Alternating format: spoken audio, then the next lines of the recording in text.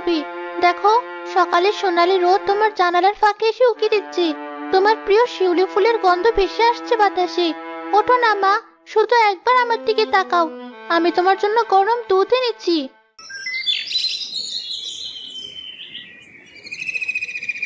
টিয়া, ও টিয়া, ঘরে আছিস? হ্যাঁ রতন কাকা, আছি। আস্তে কথা বলুন, মা ঘুমাচ্ছে। এখনো একই রকম, কোনো পরিবর্তন নেই? আহারে, মেয়েটার কি কষ্ট। আজ তো পুরো 1 মাস হয়ে গেল। বদ্যমশাই কি বললেন শেষে? বৈদ্য মশাই তো আশা ছেড়ে দিয়েছেন কাকা। বললেন তার জ্ঞানে এমন রোগের কোনো চিকিৎসা নেই। শহরের চিকিৎসকও এসেছিলেন, তিনিও হাল ছেড়ে দিয়েছেন। বললেন জীবনে এমন রোগী তিনি দেখেননি, যার শরীরে কোনো ক্ষত নেই, কষ্ট নেই, অথচ সে গভীর ঘুম থেকে জাগতেই পারছে না। বড়ই আশ্চর্যের কথা। আমি বলি কি, আর চেষ্টা করে কি হবে? যা হওয়ার তা তো হবেই। তুই নিজের দিকে খেয়াল রাখ। এভাবে না খেয়ে না দিয়ে থাকলে তুইও তো অসুস্থ হয়ে পড়বি। এ কি বলছেন কাকা? মা আমার সব। মাকে ছাড়া আমি বাঁচবো কি করে? আমি শেষ পর্যন্ত চেষ্টা করব। নিশ্চয়ই কোনো না কোনো উপায় আছে। পাগলি মেয়ে, উপায় থাকলে কি আর বৌদ্ধ চিকিৎসক তা খুঁজে পেত না? শোন, আমি বরং মোড়লের সাথে কথা বলি। তোর আর তোর মায়ের ভবিষ্যতের জন্য একটা ব্যবস্থা তো করতে হবে। আমার কোনো ব্যবস্থার দরকার নেই কাকা। আমার শুধু আমার মাকে ফেরত চাই। আপনি এখন আসুন দয়া করে। আমি মায়ের কাছে একটু একা থাকতে চাই। যা ভালো বুঝিস কর, কিন্তু বেশি বাড়াবাড়ি করিস না। নিজের শরীরের দিকেও নজর দিস।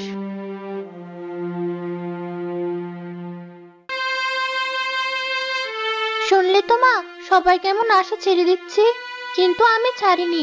তুমি চিন্তা করো না মা, আমি তোমাকে ঠিক সারিয়ে তুলবো, যেভাবেই হোক। আমি জানি তুমি আমার কথা শুনতে পাচ্ছ। তুমি শুধু শক্তি ধরে রাখো।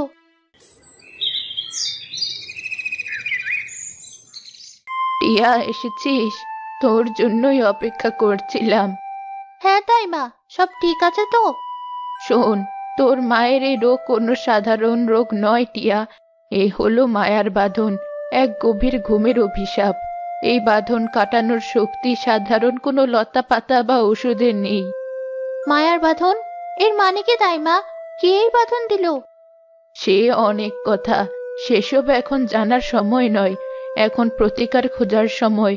আর তার একমাত্র প্রতিকার লুকিয়ে আছে গ্রামের সীমানা ছাড়িয়ে বহু দূরের মায়া বনের গভীরে। মায়াবন? সে তো এক বিশাল জঙ্গল। সবাই বলে ওখানে যে যায় সে আর ফিরে আসে না। ওটা তো ভয়ঙ্কর জায়গা। হ্যাঁ, ভয়ঙ্কর তো বটেই, কিন্তু সেখানেই আছে তোর মায়ের মুক্তির উপায়। মায়াবনের একেবারে কেন্দ্রে, যেখানে চাঁদের আলো দিয়ে তৈরি এক আশ্চর্য নদী আছে।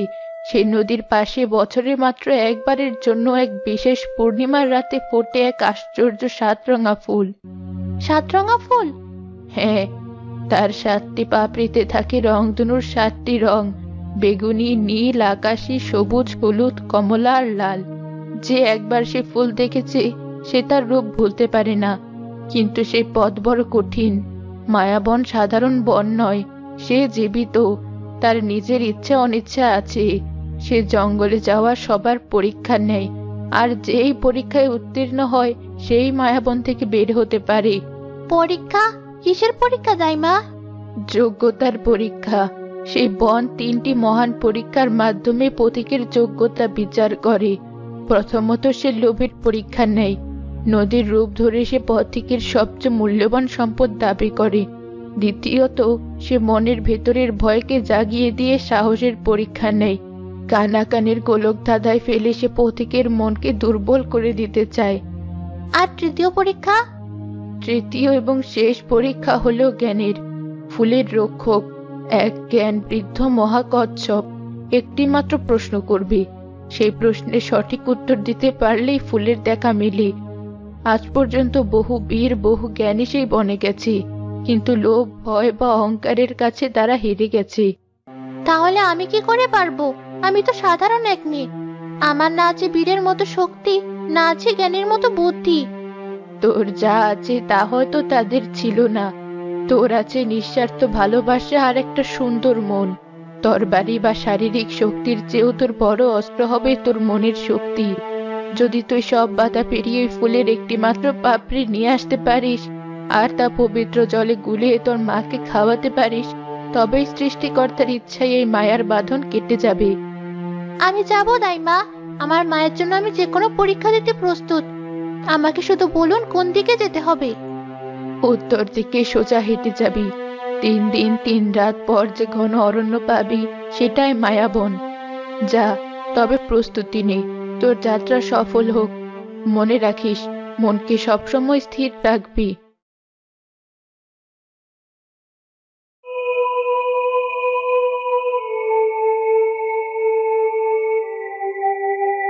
এই তাহলে মায়াবন। দাইমা ঠিকই বলেছিলেন, কি ঘন জঙ্গল, দিনের বেলাতেই কেমন অন্ধকার, আর বাতাসটাও কি ঠান্ডা। একটাও পাখির ডাক নেই, শুধু পাতার মর্মর শব্দ, যেন হাজার হাজার লোক ফিসফিস করে কথা বলছে।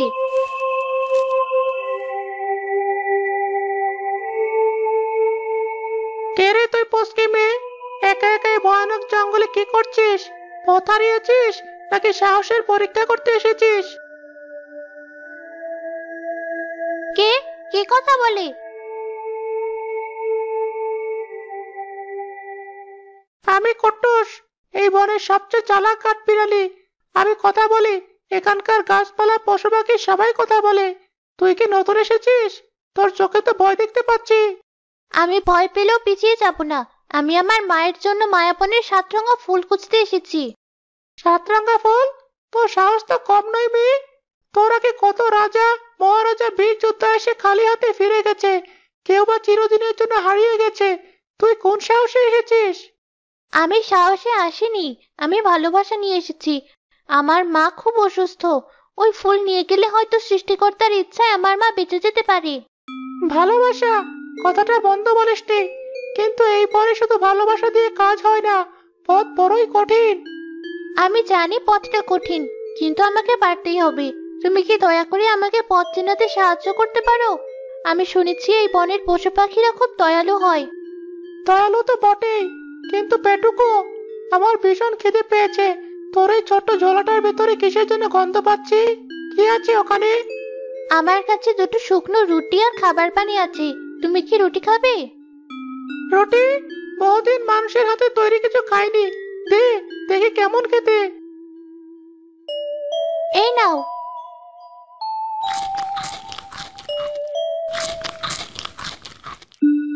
বাহ, দারুণ স্বাদ তো। ঠিক আছে, তোর মনটা ভালো, আমি তোকে পথ দেখাবো। চল আমার সাথে, কিন্তু আমার কথা অক্ষরে অক্ষরে পালন করতে হবে। আমি তোমার সব কথাই শুনবো কাঠবিড়ালি। তাহলে চল, আর মনে রাখিস, এই বনে চোখ যা দেখে আর কান যা শোনে তা সবসময় সত্যি হয় না। এখানে সবচেয়ে বেশি বিশ্বাস করতে হয় নিজের মনকে আর নিজের ভিতরে থাকা ইচ্ছা শক্তিকে।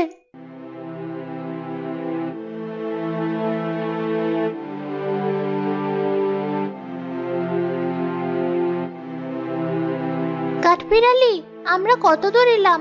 আমার পা দুটো আর চলছে না। এসে গেছি প্রায়। ওই যে সামনে দেখছিস, ওটাই প্রথম পরীক্ষা।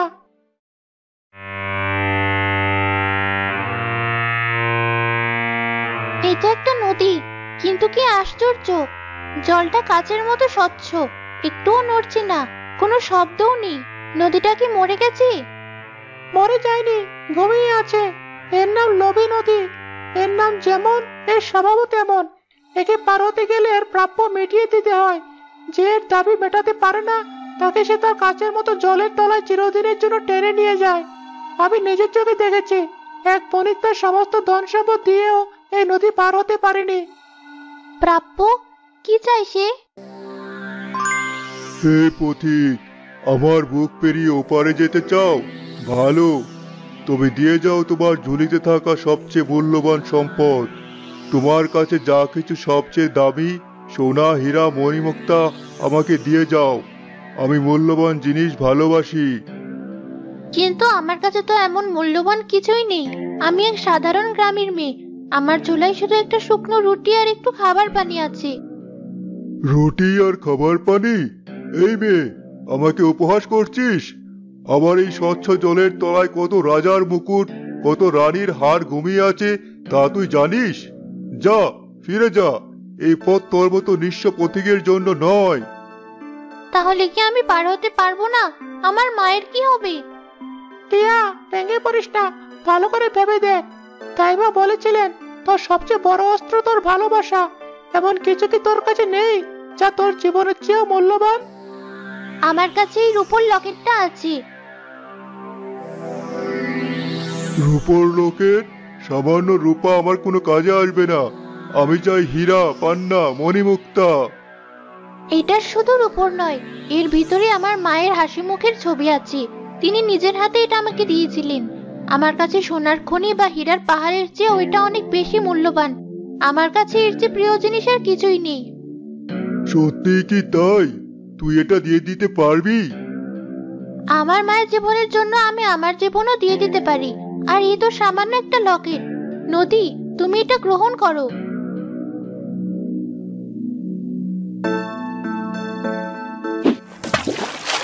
টিয়া, কি করলি তুই? ওটা তো তোর মায়ের শেষ স্মৃতিচিহ্ন ছিল। আশ্চর্য! এই মেয়ে, তোমার মূল্যবান সম্পদের চেয়েও তোমার ভালোবাসার ত্যাগের শক্তি অনেক বেশি। তুমি লোভকে জয় করেছো নিঃস্বার্থ ভালোবাসা দিয়ে। আজ বহুদিন পর কেউ আমার লোভকে হারাতে পারলো। আমি তোমার পথ আটকাতে পারি না। যাও, তোমার পথ সহজ হোক।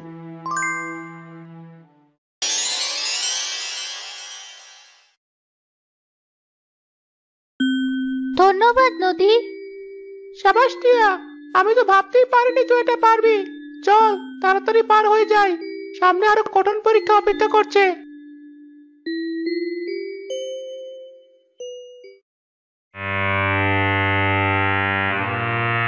কাঠবিড়ালি, এই জায়গাটা এমন অন্ধকার কেন? গাছগুলো কেমন যেন অদ্ভুতভাবে জড়িয়ে আছে। আকাশটাও দেখা যাচ্ছে না। আর এই কুয়াশা কোথা থেকে এলো? এটাই দ্বিতীয় পরীক্ষা টিয়া, কানাকানির গোলক দাদা।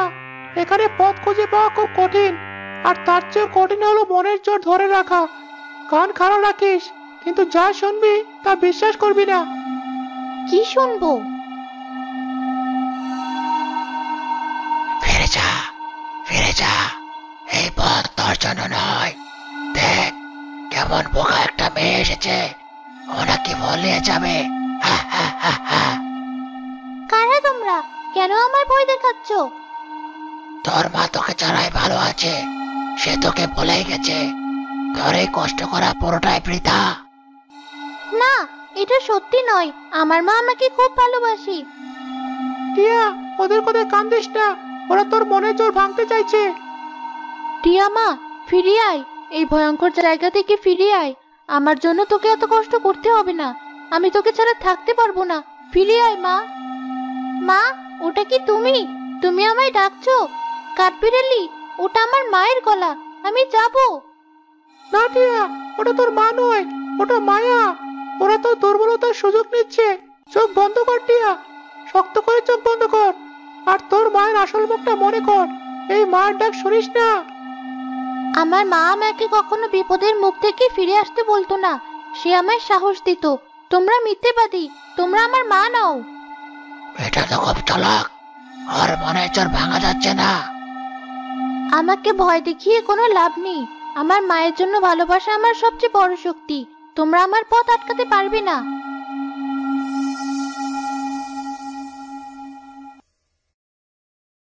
তুই পেরেছিস টিয়া, তুই নিজের মনের ভয়কে জয় করেছিস। আমি তোর জন্য গর্বিত। চল, আর একটাই পরীক্ষা বাকি।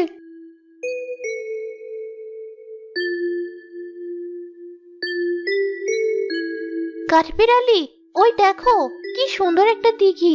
জল থেকে কেমন নীল আলো বের হচ্ছে।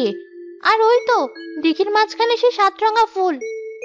হ্যাঁ টিয়া, তুই তোর গন্তব্যে পৌঁছে গেছিস, কিন্তু তাড়াহুড়ো করিস না। দেখ, ফুলের নিচে যে পাথরটা আছে ওটা সাধারণ পাথর নয়।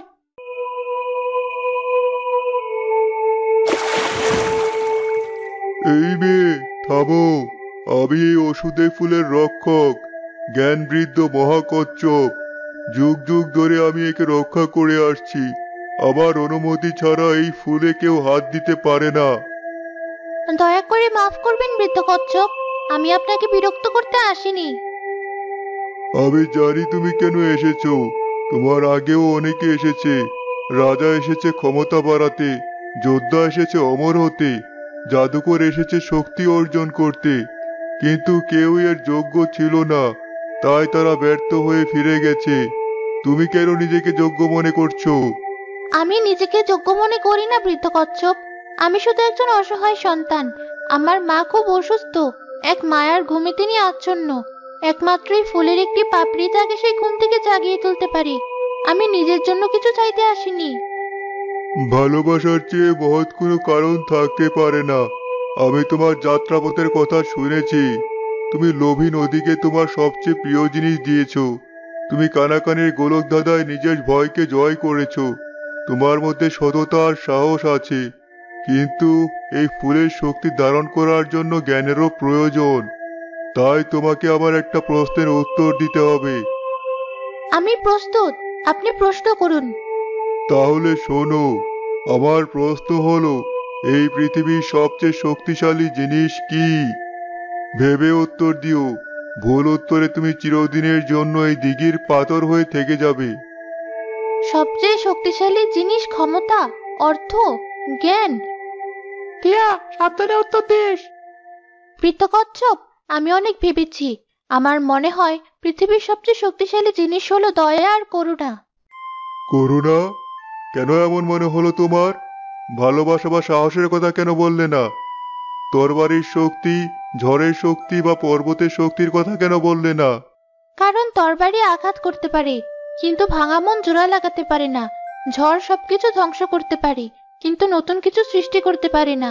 সাহস হয়তো ভয়কে জয় করতে পারে, জ্ঞান হয়তো অনেক বড় রহস্যের সমাধান করতে পারে, আর ভালোবাসাও হয়তো অনেক বড় ত্যাগের জন্ম দিতে পারে। কিন্তু দয়া বা করুণা একমাত্র জিনিস যা একজন শত্রুকেও বন্ধু বানাতে পারে, যা কঠিন হৃদয়কে মোমের মতো নরম করে দিতে পারে। দয়া ছাড়া জ্ঞানী ব্যক্তিরা অহংকারী হয়ে ওঠে, সাহস হয়ে যায় নিষ্ঠুর, আর ভালোবাসা হয়ে যেতে পারে স্বার্থপর। দয়াই হলো সেই শক্তি যা সবকিছুকে একসাথে বেঁধে রাখে এবং সুন্দর করে তোলে। যে দিতে জানে সেই তো সবচেয়ে শক্তিশালী। তুমি সঠিক উত্তর দিয়েছো টিয়া। তোমার বয়স কম হলেও তোমার অনেক জ্ঞান। তোমার মন কাচের মতো স্বচ্ছ, আর তোমার হৃদয় ভালোবাসায় পূর্ণ। এই ফুলের উপর তোমারই তো অধিকার। এই ফুল তোমারই প্রাপ্য। মনে রেখো, এই ফুলের আসল জাদু এর পাপড়িতে নয়, ব্যবহারকারীর মনে। যে মন শুধু নিতে নয়, নিঃস্বার্থভাবে দিতেও জানে, তার হাতেই এই ফুলের শক্তি হাজার গুণ বেড়ে যায়। এবার যাও, তোমার মা তোমার জন্য অপেক্ষা করছে। ধন্যবাদ বৃদ্ধ কচ্ছপ, আমি আপনার কথা সারা জীবন মনে রাখবো। টিয়া, চল তাড়াতাড়ি, সূর্য ডুবতে আর বেশি দেরি নেই। হ্যাঁ কাঠ বিড়ালি, চলো। আশ্চর্য, ফেরার পথে বনটা একটুও ভয়ঙ্কর মনে হচ্ছে না। গাছগুলো যেন আমাকে পথ করে দিচ্ছে।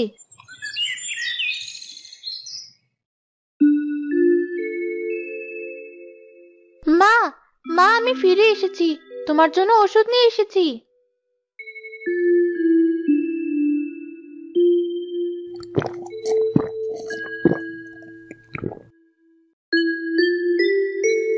টিয়া মা, কোথায় ছিলি তুই? আমি কোথায় ছিলাম? মা, মা, তুমি চোখ খুলেছো? তুমি আমাকে চিনতে পারছো? আমি এখানেই ছিলাম, তোমার কাছে। আমার শরীরটা এমন দুর্বল লাগছে কেন? মনে হচ্ছে যেন বহুদিন পর ঘুম থেকে উঠলাম। তুমি ঘুমিয়েছিলে মা, পুরো 1 মাস, কিন্তু এখন সব ঠিক হয়ে গেছে।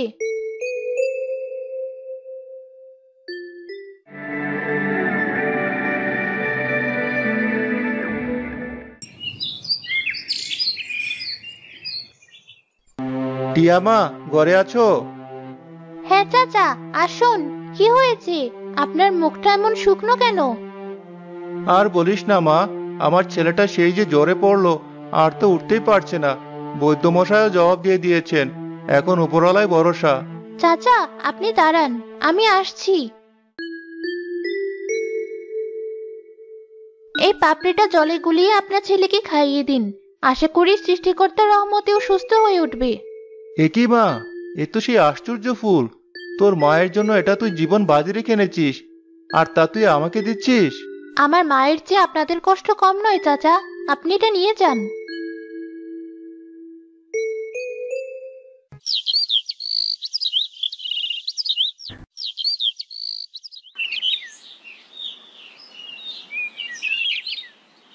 টিয়া মা, শুনলাম তুই নাকি সবাইকে সাহায্য করছিস।